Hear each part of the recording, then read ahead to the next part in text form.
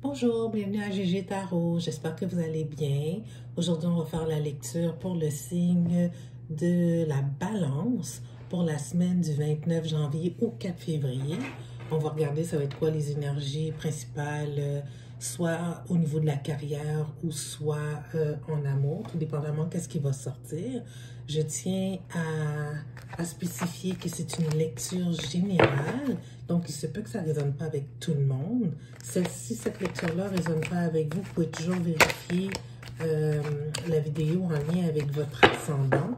Mais si toutefois ça ne résonne pas là non plus, mais peut-être que cette semaine, il n'y avait pas de message pour vous dans ce tirage. Donc, on va voir c'est quoi l'énergie principale, soit en carrière, soit en amour ou dans les deux, pour le signe de la Balance dans la semaine du 29 janvier au 4 février. C'est quoi l'énergie principale? Pour ceux qui trouvent que je ne brasse pas assez, là, juste avant de faire la lecture, je nettoie les cartes entre chaque signe avec de la sauge. Et ensuite, je prends le temps de bien brasser, puis de rebrasser de nouveau devant la caméra. Donc, on va voir c'est quoi l'énergie pour le signe de la Balance. Tout ça dans le but d'avoir une lecture la plus juste possible. Ok. Ouais. Ok, c'est une grosse semaine, mes chers Balances. Ouais, une grosse semaine. À la base du paquet de cartes, on a ici la High Priestess. Je ne sais pas comment le dire en français. La prêtresse, la grande prêtresse. Donc, c'est passé beaucoup de choses dans votre passé récent. Il y a dû avoir des choses qui vous ont donné du fil à retordre. Parce qu'ici, avec le 4 d'épée, c'est comme si vous êtes passé au combat, puis là, vous avez juste besoin de vous reposer par rapport à toute cette situation-là. Il y a eu une situation où ce que vous avez tenté, ou avec quelqu'un d'autre, on a tenté de vous, j'allais backstabber, je sais pas comment dire, de se jouer de vous, mais la personne ou vous-même, vous n'êtes pas sorti victorieuse de cette situation-là. Actuellement, vous ne savez pas trop quelle direction vous allez prendre là, avec le bâton, le page de bâton à l'envers. Donc, on va essayer de clarifier un peu.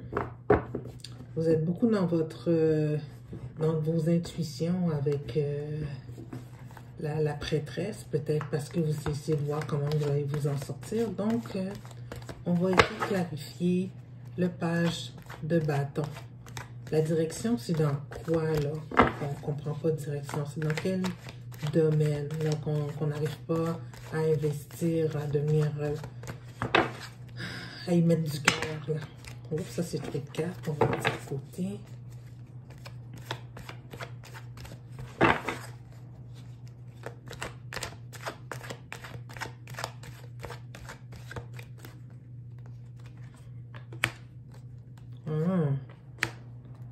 OK. Wow. C'est au niveau relationnel. On a le 4 de bâton comme première carte et le prince de coupe. Tu sais, dans le moment présent, c'est comme si ce mal de tête là, que vous avez, là, cette situation où vous n'avez pas été victorieuse, qui semble avoir été un peu malsaine, c'est au niveau relationnel. Au niveau relationnel, c'est peut-être dans vos amours avec le prince de coupe qui était là, mais ça peut être un partnership dans une business aussi, mais on n'a pas de denier. Fait que je vais plus avec l'énergie ici de la coupe qui est une relation sentimentale dans laquelle il y a eu des échanges assez venimeuses, qui fait en sorte que présentement, vous êtes dans une position où vous essayez de tempérer la situation. C'est pour ça que vous ne savez pas où vous en allez encore. Toutefois, dans un futur proche, vous ne savez pas si vous devez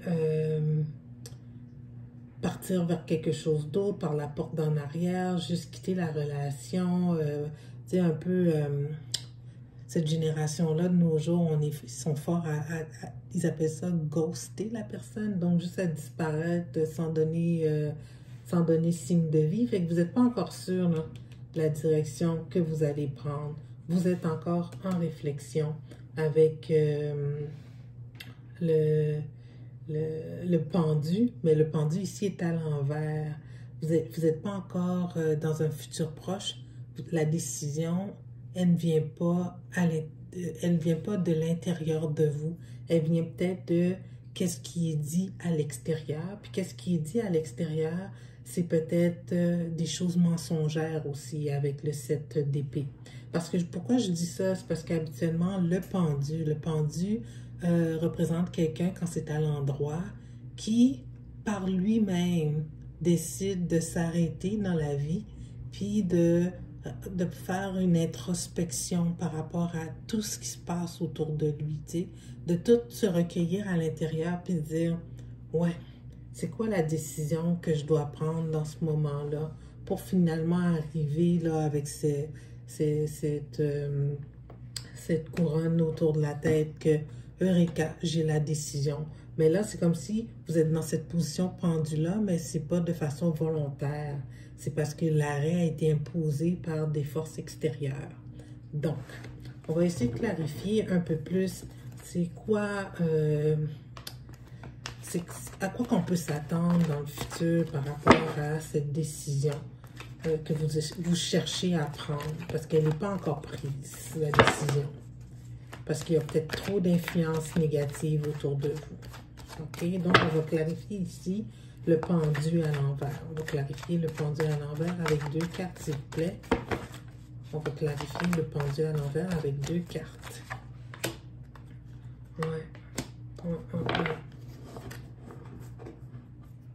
Le karma veut que vous passez à d'autres choses. Le karma veut que vous êtes passé à d'autres choses parce que vous êtes dans une énergie de codépendance. Il y a quelque chose de malsain dans ce lien-là que vous avez. C'est peut-être pour ça là, que vous aviez eu autant de maux de tête dernièrement. Donc, sur ce, j'espère que cette lecture a résonné avec vous. Si toutefois elle a résonné avec vous, je vous invite à vous inscrire à ma chaîne pour avoir de façon hebdomadaire une lecture de votre horoscope. Et sur ce, je vous dis merci et au revoir.